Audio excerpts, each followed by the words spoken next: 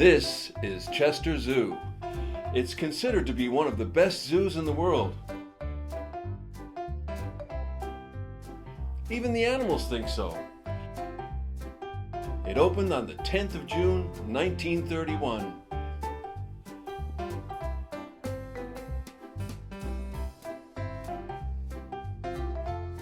We take it a bit for granted today, but 100 years ago, zoos didn't look like this. Zoos were nothing more than cages with hard floors and iron bars, sometimes only big enough for the poor animal to turn around. George Mottershead was not only the founder of the Chester Zoo, he actually built some of what you see with his own two hands. And a little help from his friends. He had an idea that would be the defining feature of modern zoos. A zoo without bars.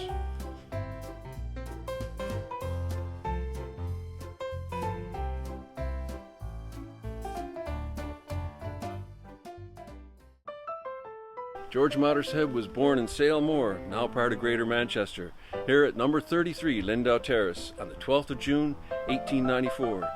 In 1902, when George Mottershead was 8 years old, the Boer War had just ended. To celebrate the victory, his father Albert brought George and his little brother Stanley to Manchester for a day at the zoo. They came down these very stairs and headed this way.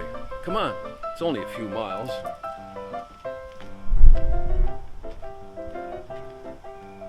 Bellevue was a wonderful diversion for all. It had attractions for young and old alike. Children especially loved to see the monkeys and elephants and begged their parents for treats to feed these gentle giants.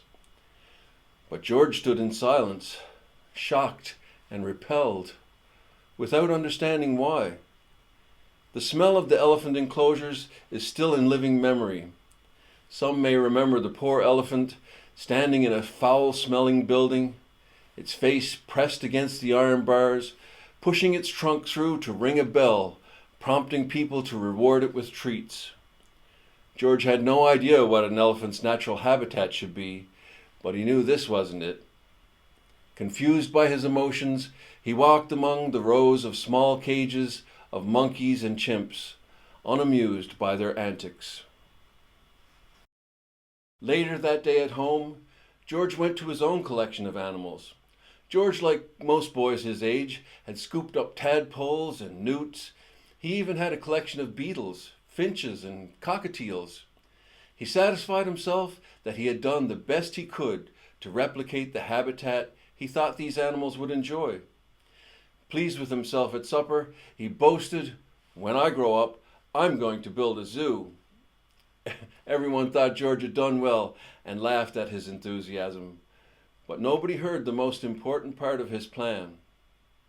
While they continued their laughter, he murmured, "A zoo without bars." That's only the beginning of the story. There were many hurdles and setbacks for George along the way. Luckily, we know how the story ends.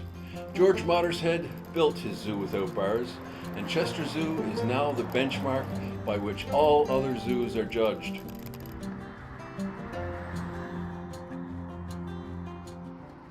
George Mottershead, founder of the Chester Zoo, was born in Sale Moor in 1894.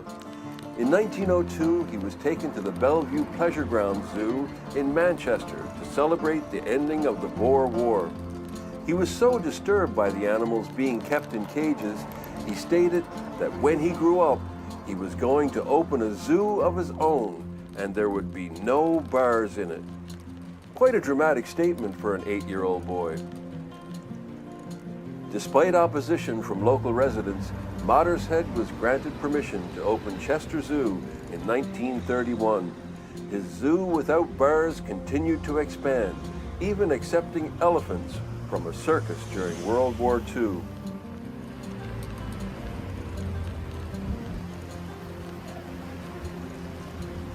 He was born at 33 Lindau Street, just over that away, but it's a small residential road and it was decided his blue plaque would be better served here at 131 Northenden Road, Sale Moor Village. The family moved here during the winter of 1912-1913, above what was then Seymour Mead's grocery shop. It was here, aged just 18, that George opened his own school of physical culture, a man well ahead of his time. I guess this was the beginning of what we would now call bodybuilding. So the next time you're walking down a street in the UK and you see a blue plaque, take a moment to stop and look up and read it. You never know what fascinating piece of history you might find.